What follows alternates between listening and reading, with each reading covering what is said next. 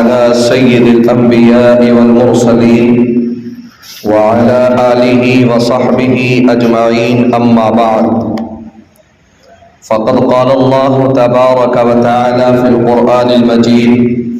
والفرقان الحميد: أعوذ بالله من الشيطان الرجيم، بسم الله الرحمن الرحيم، ذلك الكتاب لا ريب فيه هدى للمتقين. وقال تعالى: إنا نحن نزلنا الذكر وإنا له لحافظون. وقال النبي صلى الله عليه وسلم: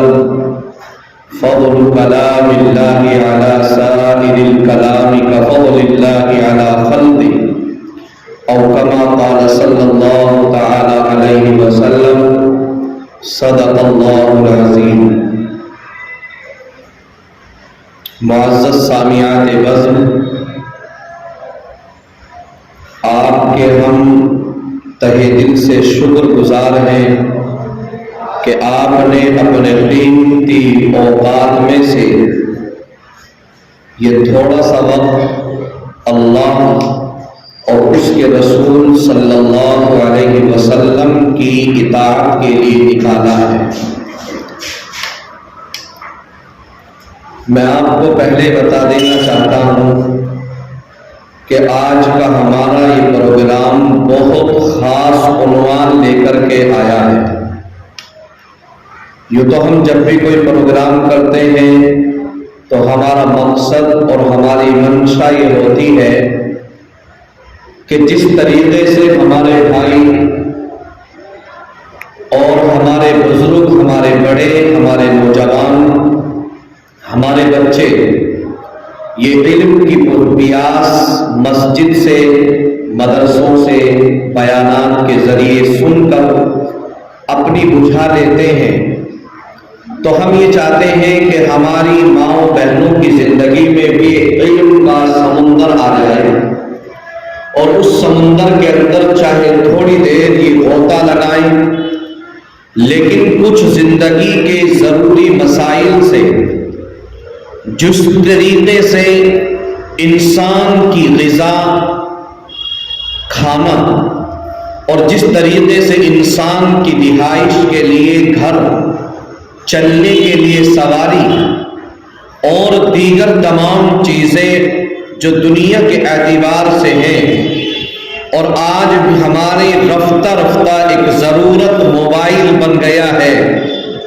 اور اس موبائل کا سسٹم اتنا بگڑتا چلا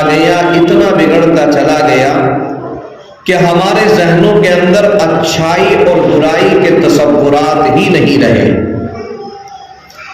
میں نے قرآن کی 2 آیات پڑھی اور اللہ کے نبی صلی اللہ علیہ وسلم کی احادیث مبارکہ میں سے ایک بہت ہی مختصر سی حدیث کا سہارا لیا ہے. اللہ عز و جل قرآن و حدیث کی روشنی میں اس وقت میں گفتگو کی توفیق دے دے اور پھر ہم سب کو ان تمام باتوں پر عمل کرنے کی توفیق نصیب فرما دے. جیسا کہ ابھی آپ کے سامنے ہماری معلمہ اور جس طریقے سے بہت ہی اچھے انداز میں اپنے ما فی الزمین کو ادا کر رہی تھی، نبی صلی اللہ علیہ وسلم اور صحابہ کرام رضی اللہ عنہم اجمعین کے بارے میں ذکر کر رہی تھی. ہم یہ چاہتے ہیں کہ ہماری زندگی کے اندر بھی نبی کے طریقے آ جائیں، نبی کا اسوہ آ جائے، اس لیے کہ جو نبی ہماری زندگی کے لیے آئیڈیل کارڈ بنا کر اللہ رب العزت نے بھیجا ہے، اس نبی کی طرف ہم لوگوں کی توجہات کم ہوتی چلی جا رہی ہیں، اور ہماری زندگی کے اندر نبی کے عادتیں، نبی کے اخلاق و کردار، نبی کے اقوال و افعال، نبی کا طور و طریق ہماری زندگی سے نکلتا چلا جا رہا ہے. اور نبی علیہ السلام جو پیغام لے کر اور جو احکام لے کر اس زمین پر آئے ہیں، ان تمام پیغامات اور تمام احکامات سے جو ہماری زندگی معطر ہونی چاہیے تھی، اس تمام زندگی کی خرافاتوں میں پڑھ کر ان تمام چیزوں کو بھول بیٹھے ہیں۔ اس لیے ہم نے ایک چیز اور ایک پلان بنایا کہ جس طریقے سے ہم اپنے بچوں کو تعلیم دیتے ہیں، ہماری بچیاں اگر چھوٹی ہیں تو مدرسے کے اندر یا مسجد میں جا کر کے قرآن سیکھ لیتی ہیں، اور کبھی کبھی دینیات کا سبق سیکھ کر کے وہ اپنے آپ کو مزین اور منور کر لیتی ہیں۔ لیکن دنیا کے اندر بہت ساری ہماری مائیں اور بہنیں اس طریقے کی ہیں، اور اگر میں یوں کہہ دوں تو بیٹا نہیں ہو سکتا کہ اس وقت میں ہمارے محلے کے اندر بھی تقریباً 70% ہماری بچیاں اس طریقے کی نکل جائیں گی جن کے قرآن تو پڑھے ہوئے ہیں لیکن قرآن صحیح نہیں ہے۔ اس لیے اللہ تبارک و تعالیٰ نے احکامات کو ذکر فرمایا، اور قرآن مقدس میں رب ذوالجلال نے دوسری بات ارشاد فرمائی کہ قرآن کا جہاں تمہارے اوپر یہ حق ہے کہ تم اللہ رب العزت کی کتاب کو تسلیم کرو۔ قرآن مقدس کے علماء نے 5 حق بیان فرمائے، ان میں سے سب سے پہلا حق یہ ہے کہ قرآن اللہ کی کتاب ہے، اس کے اوپر ہم سب کا یقین ہونا چاہیے۔ اس لیے اللہ رب العزت نے کہا کل آمن باللہ وملائکتہ وکتبہ ورسلہ۔ اس انسان کو چاہے اس کے اندر مرد ہوں، اس کے اندر عورتیں ہوں، اس کے اندر بچے ہوں، اس کے اندر بچیاں ہوں، اس کے اندر جوان ہو، بوڑھا ہو، کوئی بھی ہو، اللہ رب العزت پر اگر ایمان رکھنے والا ہے تو اللہ رب العزت نے فرمایا من آمن باللہ، جو انسان اللہ پر ایمان رکھے گا، وملائکتہ وکتبہ ورسلہ، اس کا ایمان اللہ رب العزت کے تمام فرشتوں پر بھی ہونا چاہیے، اس کا ایمان رسولوں پر بھی ہونا چاہیے۔ اس لیے کہ اللہ رب العزت نے فرمایا وَلْيَحْكُمْ أَهْلُ الْإِنْجِيلِ بِمَا أَنزَلَ اللَّهُ فِيهِ وَمَنْ لَمْ يَحْكُمْ بِمَا أَنزَلَ اللَّهُ فَأُولَٰئِكَ هُمُ الْفَاسِقُونَ۔ آج دنیا کے اندر ہم اپنے گریبان میں جھانکیں اور اپنے نظریات کے مطابق غور و فکر کریں کہ دنیا کے اندر رب ذوالجلال نے ہمیں جو تمام کتابوں کے اوپر فائز بنا کر کے بھیجا اور تمام کتابوں سے برحق ہمیں کتاب دی، یعنی قرآن مقدس جیسی عظیم نعمت ہمیں دی ہے، اور ہماری مائیں اور بہنیں اور ہمارے بھائی، ہمارے بچے ان کو اپنے خرمستیوں کی زندگی میں اس قرآن کو نکال کر کے دور کر دیتے ہیں۔ اس لیے ہمارا آج کا یہ پروگرام ایک اہم سبق لے کر کے حاضر ہوا ہے، اور وہ سبق یہ ہے کہ جہاں ہماری زندگی میں اللہ رب العزت کی اطاعت ہے، جہاں ہماری زندگی میں اللہ رب العزت پر ایمان اور یقین ہے کہ اللہ کے علاوہ کوئی معبود نہیں ہے، اللہ کے علاوہ کوئی عبادت کے لائق نہیں ہے، اللہ کے علاوہ کوئی پرستش کے لائق نہیں ہے، وہیں دوسرا عقیدہ ہمارا یہ ہے کہ یہ رب ذوالجلال کی عطا کردہ نعمت یعنی قرآن مقدس ہمارے لیے ہے۔ یہ ایسا معجزہ نبی صلی اللہ علیہ وسلم کو دیا گیا ہے کہ جو قیامت تک تمام کے تمام انسان اس دنیا کے اندر آنے والے تمام انسانوں کے لیے رشد و ہدایت کا پیغام لے کر رب ذوالجلال نے اس قرآن کو نازل کیا ہے۔ اور آج ہم اپنی زندگی میں اور اپنی زندگی کی خرمستیوں میں اس قرآن کو بھول بیٹھے ہیں اور اس قرآن کے نقوش کو اپنی زندگی سے الگ کر بیٹھے ہیں۔ تو اس لیے آج کا ہمارا یہ پروگرام کرنے کا مقصد اور منشا جہاں ہماری یہ ہے کہ ہماری ماں بہنوں کی زندگی میں دین کے اسلوب آ جائیں اور دین کا طریقہ آ جائے، نبی کی سنت و سیرت آ جائے، نبی کی تعلیمات کے بارے میں معلوم ہو جائے۔ وہی ہمارا پیغام یہ بھی ہے کہ ہم اپنی بچیوں کو، ہم اپنے بچوں کو،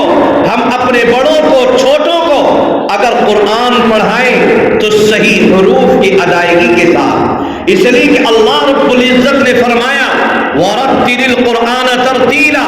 اور نبی علیہ السلام نے ارشاد فرمایا کہ جب انسان اس دار فانی سے رخصت ہوگا اور جب اس انسان اس دنیا سے چلا جائے گا اور ہم سب کا جو عقیدہ ہے والبعث بعد الموت، کہ انسان کو مرنے کے بعد پھر دوبارہ زندہ کیا جائے گا، تو یہ انسان جب اللہ رب العزت کے سامنے کھڑا ہوگا اس وقت کے اندر اللہ رب العزت بالخصوص ان لوگوں کو بلائے گا جو قرآن کے محافظ تھے، جو قرآن کے پڑھنے والے تھے، اور ان کو بلا کر کے نبی علیہ الصلوۃ والسلام نے اپنی زبان اطہر سے جملہ ارشاد فرمایا، یقال لصاحب القرآن اقرأ وارتقِ ورتل کما كنت ترتل في الدنيا فإن منزلك عند آخر آیۃ تقرأها او کما قال صلی اللہ علیہ وسلم۔ آقا نے ذکر فرمایا کہ جو انسان دنیا کے اندر رہ کر قرآن کو پڑھتا ہے، قرآن کا حافظ ہو جاتا ہے اور قرآن کے نقوش پر عمل پیرا ہوتا ہے، تو کل قیامت کے میدان میں صاحب قرآن کو بلا کر رب ذوالجلال کہیں گے، اے میرے بندے تو قرآن کو سنا اور قرآن کو پڑھ اور ٹھہر ٹھہر کر کے قرآن کو پڑھ، جیسا کہ تو دنیا کے اندر ٹھہر ٹھہر کر پڑھتا تھا، اور قرآن کو پڑھتا چلا جا، جنت کی منازلوں کو طے کرتا چلا جا۔ میری معزز سامعات بزم، اس وقت کے اندر آپ سے خصوصی گزارش یہ ہے کہ ہم اپنے بچوں کو قرآن سکھائیں، ہم اپنی ماں بہنوں کو قرآن سکھائیں۔ بڑا عجیب مسئلہ یہ ہے اس دور کے اندر، جہاں اگر ہماری عمریں 20 سال سے اوپر گزرنے لگی، 15 سال اگر ہماری بچی کی عمر ہو گئی تو ہم قرآن نہیں سکھاتے، قرآن سے دور رکھتے ہیں، دینی تعلیم سے دور رکھتے ہیں۔ اور میرا اپنا ذاتی نظریہ ہے کہ اس وقت کے اندر جتنے بھی فسادات ہوتے ہیں، جتنے بھی لڑکیوں کے ساتھ مسائل ہوتے ہیں، اس کا اکثر و بیشتر مسئلہ یہ ہوتا ہے کہ ہماری بچیاں، ہماری مائیں اور بہنیں نبی صلی اللہ علیہ وسلم کی سیرت سے، نبی کی عادتوں سے، نبی کے اخلاق و کردار سے، نبی کے اقوال و افعال سے، نبی کے طور و طریق سے ان کی زندگی دور رہتی ہے۔ اور اس وقت کے اندر ایک پیغام اور آپ کے سامنے لے کر کے حاضر ہوئے ہیں، اور وہ یہ ہے کہ جہاں ہماری بچی قرآن کو پڑھے، ہماری بچی کو دین کے اندر اتنی نالج ہونی چاہیے کہ اگر کوئی اس کو بہکائے اور اس کو بتائے کہ قرآن تمہاری کتاب تو ہے لیکن اس کے اندر اس طریقے کا مسئلہ ہے، یا نبی تمہارے تو ہیں لیکن نبی کے بارے میں اگر کوئی زبان درازی کرے تو یہ اس کا منہ توڑ جواب دے سکے۔ آج دنیا کے اعتبار سے ہم اپنے بچوں کو، اپنی بچیوں کو ہم جو ہے کس طریقے سے اسکول اور کالجوں میں بھیجنا چاہتے ہیں، لیکن ہماری دوسری مجبوری یہ ہوتی ہے کہ ہم اپنے بچوں کو بھیجنا ایک طرف چاہتے ہیں تو دوسری طرف سے خالی رکھتے ہیں۔ اگر ہم اپنے بچوں کو قرآن سکھاتے ہیں تو دنیا کے اعتبار سے بالکل کوڑا کر دیتے ہیں، اور اگر دنیا کے چکر میں لگ گیا تو پھر دین کے اعتبار سے کوڑا ہے۔ اس لیے یاد رکھو، اللہ رب العزت نے پیغام دیا، کل قیامت کے میدان میں رب ذوالجلال کے سامنے کھڑے ہوں گے، اور اس وقت کے اندر یہ بچے اور بچیاں جس کے لیے رات کو رات نہیں جانا، جس کے لیے دن کو دن نہیں جانا، جس کے لیے حلال کو حلال نہیں جانا، جس کے لیے حرام کو حرام نہیں جانا، جس کے لیے اپنی تمام اذیتوں کو برداشت کیا، جس کے لیے ہم نے تمام تکالیف کو اٹھایا ہے، اس وقت کے اندر یہی بچے اور بچیاں رب ذوالجلال کے سامنے کھڑے ہو کر کہیں گے، ربنا آتِہم ضِعْفَیْن من العذاب والعنہم لعنا کبیرا۔ اے پروردگار عالم، مجھے تو اگر تو جہنم کے اندر ڈال رہا ہے تو کوئی مسئلہ نہیں ہے، لیکن اس کے ذمہ دار اصل میری ماں ہے، اصل میرا باپ ہے۔ اگر بھائی تھا بڑا تو وہ بھائی ہے، اگر کسی کی بیوی ہے تو میرا شوہر تھا، اگر کسی کی ماں ہے تو وہ بیٹا تھا، اس کا شوہر تھا، اس کا بھائی تھا۔ یہ تمام کے تمام لوگ کل قیامت کے میدان میں اٹھا کر رب ذوالجلال کے سامنے کھڑا کیے جائیں گے، اور اس وقت کے اندر اللہ رب العزت کے سامنے بچے اور یہ بچیاں یہ عرض کریں گے، اے پروردگار عالم، یقیناً ہم گناہوں کے اندر مبتلا تھے، یقیناً ہم دنیا کے اندر رہ کر دنیا کے چکر میں پھنسے ہوئے تھے، لیکن اس کا ذمہ دار کون ہے؟ ہم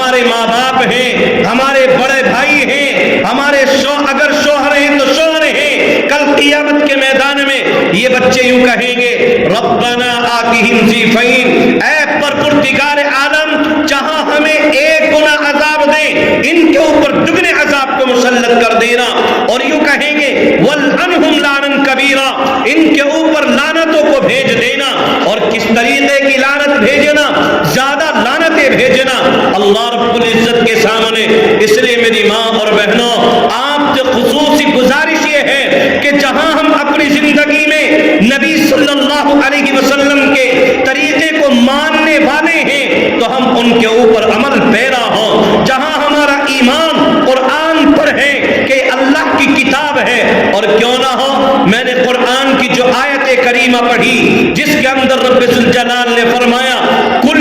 آمن باللہ وملائکتہ وکتبہ ورسلہ، تمام اللہ رب العزت کو ماننے والے مؤمنین کے لیے ہیں کہ اللہ پر ایمان لاؤ اور اس کے تمام فرشتوں پر ایمان لاؤ، اس کی تمام کتابوں پر ایمان لاؤ اور اس کے تمام رسولوں پر ایمان لاؤ۔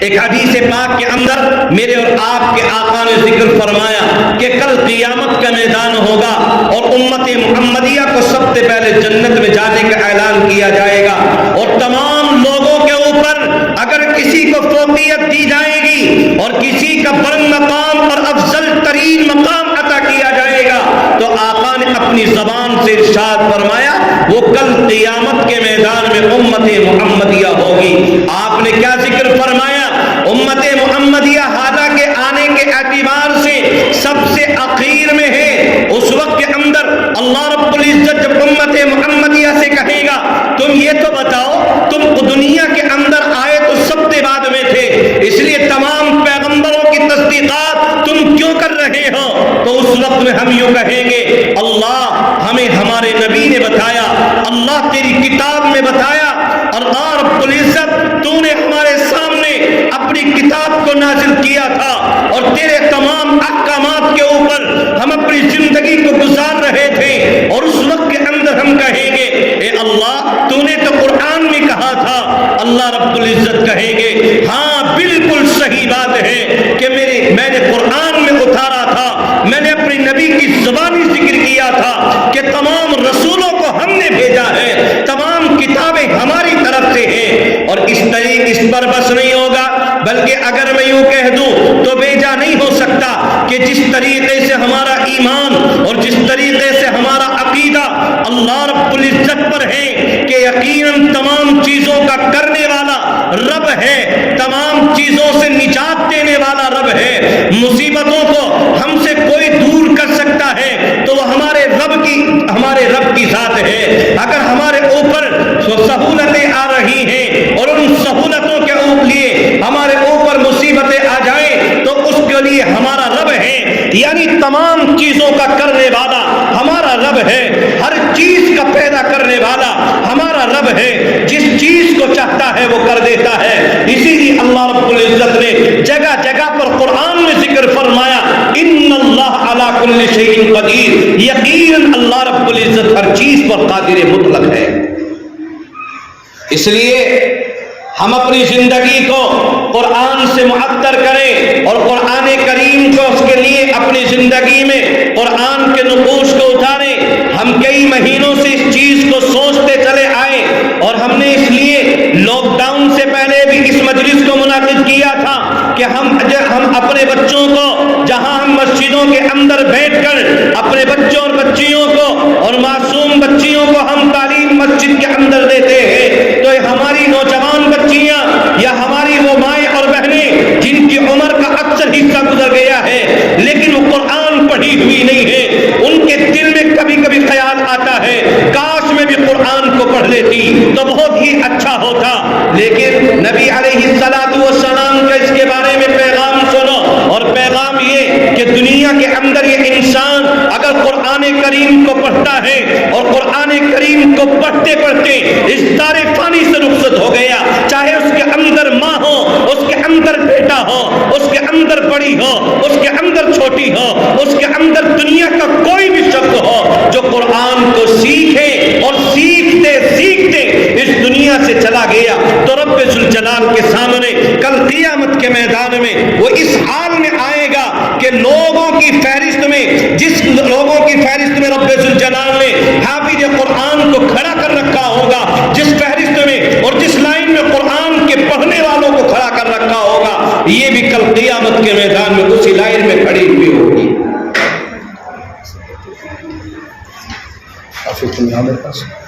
اس لیے میری ماں اور بہنوں، ذرا غور کرو اپنی زندگیوں میں، نبی علیہ الصلوۃ والسلام کے طریقے کو اپنی زندگی کے اندر لاؤ، نبی کی عادتوں کو اپنی زندگی کے اندر لانے کی فکر کرو۔ یہ ہماری معصوم بچیاں ہیں، ہم ان کی فکر کریں گے تو کل چل کر کے یہ کتنے گھرانوں کی فکر کریں گے۔ اگر ایک بچی اگر صحیح طریقے سے، صحیح معنوں میں اگر وہ اس طریقے سے جو نبی صلی اللہ علیہ وسلم کی سیرت ہے اس کی زندگی میں آ گئی تو وہ کئی خاندانوں میں کہیں پر چل کر وہ کئی خاندانوں کو سدھارنے والی ہوگی۔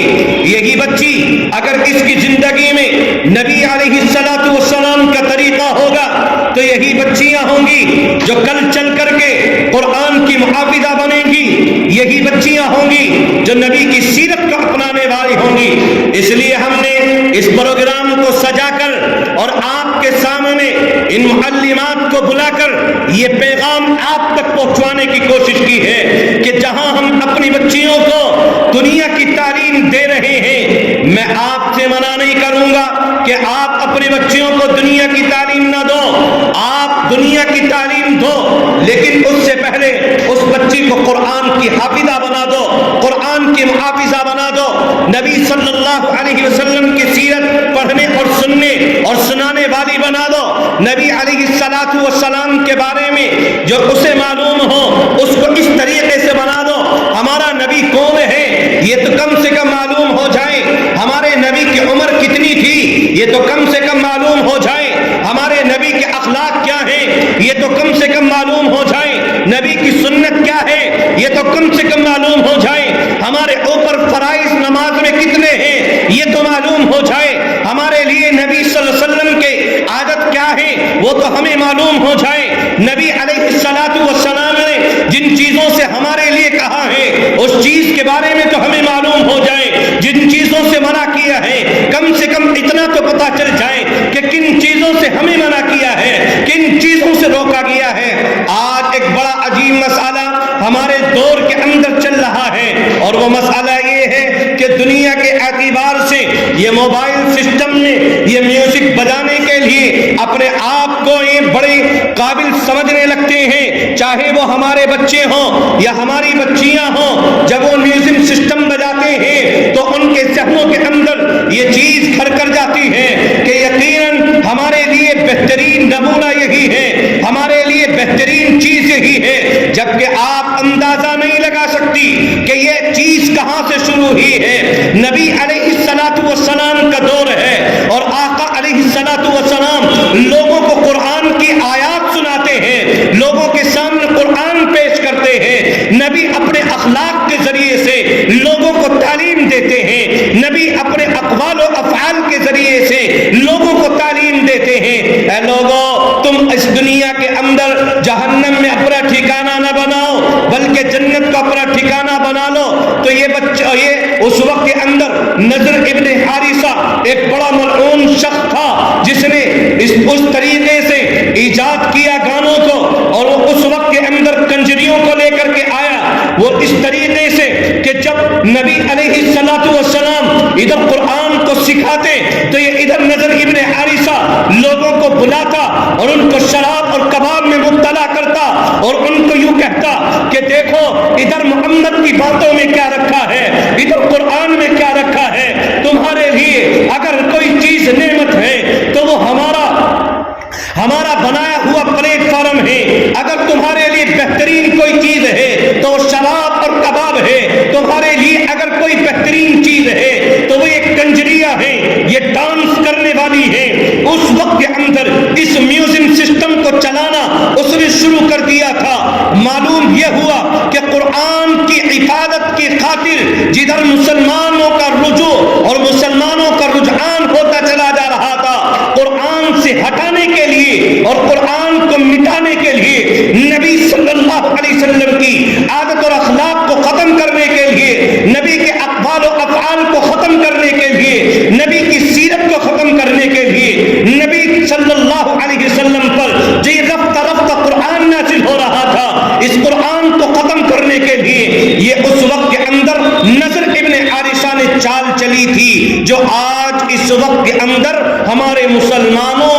بڑے اچھے طریقے سے اور بڑے پیمانے پر ہمارے بچے یا بچیاں، ہمارا نوجوان بھائی یا ہمارا چھوٹا بچہ وہ اس چیز کے اندر ملوث اور مبتلا ہونے لگا ہے۔ اس لیے ہم اپنی زندگی میں قرآن کو لے کر کے آئیں اور قرآن کے نقوش لے کر کے آئیں، نبی کی سیرت کو اپنائیں، نبی کی اخلاق و کردار کو اپنائیں۔ جس زمانے کے اندر نبی علیہ الصلوۃ والسلام مکہ المکرمہ کی وادیوں میں قرآن کو سکھاتے ہیں اور قرآن کو بتاتے ہیں کہ اللہ رب العزت کا کلام ہے، تو کس طریقے سے میرے نبی کو ستایا گیا ہے۔ کبھی آپ مکے کی وادیوں میں بیت اللہ کے سامنے کھڑے ہو کر کے نماز پڑھتے ہیں، بالخصوص طریقے سے جو ہماری مائیں اور بہنیں جو اللہ رب العزت کے گھر چلی گئی ہیں، جو حج کر کے آ چکی ہیں یا عمرہ کر کے آ چکی ہیں، یا ہمارے بھائی جو حج کر کے آ چکے ہیں، حج کر کے آ چکے ہیں یا عمرہ کر کے آ چکے ہیں،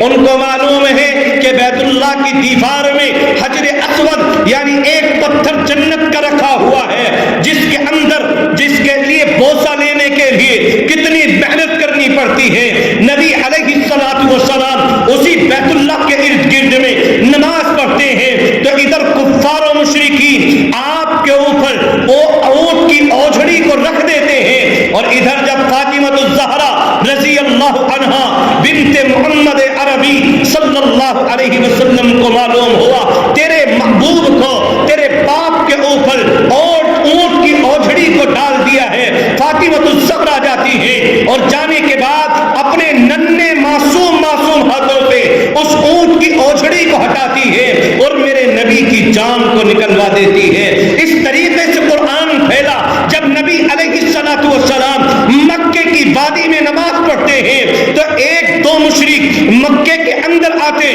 نبی صلی اللہ علیہ وسلم کی گردن مبارک کے اندر رپٹہ ڈالتے، کوئی اس طریقے سے رسی کے بل ڈالتے اور ایک دائیں طرف کھینچتا ایک بائیں طرف کھینچتا، یہاں تک کہ نبی صلی اللہ علیہ وسلم کی زبان اتھر باہر نکل کر کے آ جاتی۔ یہ قرآن اس طریقے سے پھیلا، ہم مسلمان ہونے کے باوجود بھی قرآن کے محافظ نہیں ہیں، تو اس سے بڑی بے غیرتی کے لیے ہماری اور کیا بات ہو سکتی ہے۔ ہم قرآن کو صحیح نہیں پڑھ سکتے۔ اگر ہمارے اس مجمع کے اندر ایسی کوئی ماں اور بہن موجود ہو جو قرآن کو پڑھاتی ہو تو وہ بھی کان کھول کر کے سن لے کہ رب ذوالجلال کل قیامت کے میدان میں بلائے گا، اور جس نے قرآن کو صحیح طریقے سے نہیں پڑھایا، اس کے حق کو ادا نہیں کیا، اللہ رب العزت اس کو اٹھا کر کے اوندھے منہ جہنم کے اندر ڈالیں گے۔ یاد کیجئے اس زمانے میں آج ہماری مائیں بہنیں اس چیز کے لیے عروج پر ہیں کہ ہمارے پاس تو 200 بچیاں پڑھ گئی، 100 بچیاں پڑھ گئی، کسی نے کہا ہمارے یہاں تو 500 پڑھ گئی، لیکن ان 500 میں سے اگر اس کی استانی کا سبق سن لیا جائے تو اس کو سورہ فاتحہ سے پڑھنی نہیں آتی ہے۔ اس لیے بڑے دکھ کے ساتھ اور بڑی معذرت کے ساتھ میں یہ بات عرض کر رہا ہوں کہ دنیا کے اندر ان تمام خرمستیوں کے چکروں میں نہ پڑو، ان تمام چیزوں کے کہ ہمارے لیے بہترین نمونے کے طور پر ہم نے 500 بچیاں 1000 بچیوں کو پڑھا دیا، اس چکر میں نہ پڑھ کر قرآن کو اپنا بھی صحیح کرو اور ان بچیوں کو بھی صحیح پڑھاؤ جو آپ کے پاس میں آ رہی ہے، اس لیے کہ وہ بچیاں ہمارے لیے امانت ہیں، امانت ہے، اور جو چیز امانت ہے اس کا کل قیامت کے میدان میں رب ذوالجلال کے سامنے کھڑے ہو کر کے جواب دینا ہے۔ اللہ معلوم نہیں